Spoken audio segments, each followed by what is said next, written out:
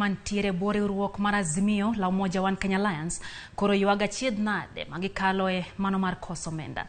Jogoro mongirore mag duond buche go koro dwaro mondo piny owacho tim piyo mano machwalo omenda go kaka jafwambo marwa Wenga leronwa mathoth. Biro bedo matek ne riwruok manono kaka piny owacho tiyo tije kaka dwarore e thuolo mabiro kalure kod omenda makoro giwacho ni lam kuomgi. Azimio nosiemo wang' jatend piny William Ruto mondo neni ochung' ewi dwaro mare mar tego kweth makwedo piny owacho mare.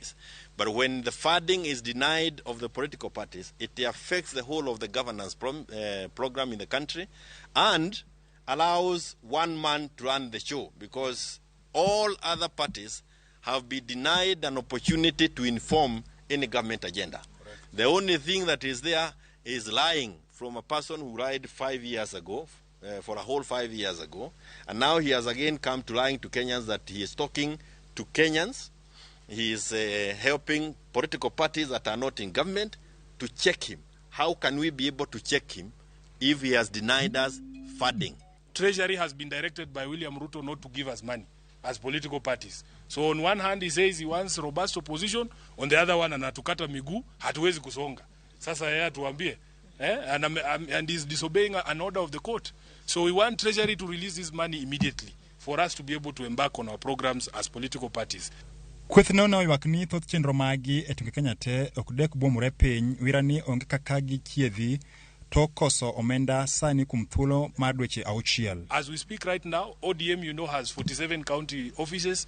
We are in rent arrears from June of last year. The last time that money was disbursed to us was in June of last year.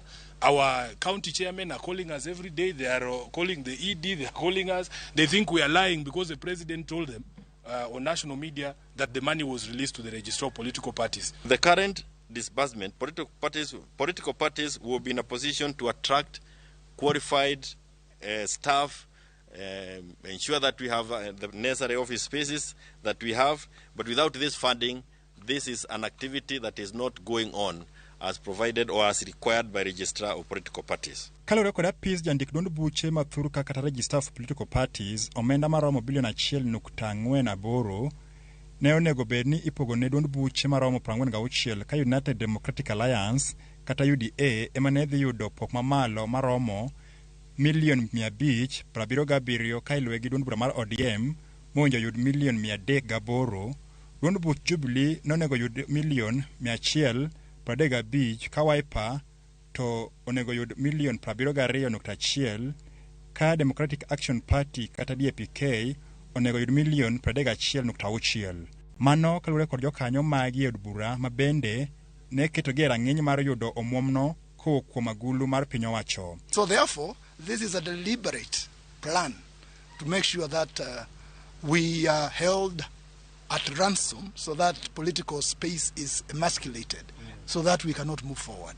So therefore, as political parties, we are saying, and more so in Azimio, that this cannot be allowed to happen, it cannot be allowed to continue, and everybody who is in government, who is holding this money, has a constitutional duty to release it. And if they don't, then we shall hold them to account. And the process of democratization is now under threat. And this particular government, more than any other, needs to really be checked. So we really need to be facilitated in order so that we are able to actually serve Kenyans and become the voice of Kenyans. Kata kamano, duond bura mar Ruto Oda ne kod ng'ur ewi kaka ne onego pogo omenda no. We are in agreement that we suspect that the ruling party, UDA, which went to court to stop this disbursement of resources, has found a way illegally to access this fund to the exclusion of other political parties. Because for them, they are not feeling the pinch or the pressure. They are enjoying some source of funding which we do not know, because the rest of us do not have access to the same fund. So the president has to come out very clearly and tell Kenyans that he has directed Treasury not to fund us. Wenga, Ramogi TV, Nairobi. Kwa dhimbele nyakoro mga jiwang